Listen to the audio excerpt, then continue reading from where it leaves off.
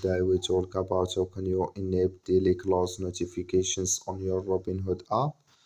So all you have to do in the first, so you just go down here, click on this sign down here. When you just click on it, so then it's going to take you to your profile. It's going to show for you like this. You go above this sign, click on it here. So then it's going to take you to this list here. Click here on settings.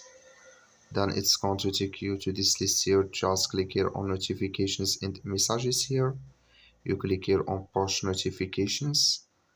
So then it's going to take you to this list. You just scrolling down here until you will find here market updates. You just click on it. So then you just scrolling down here until you will find here daily close. Click in this sign.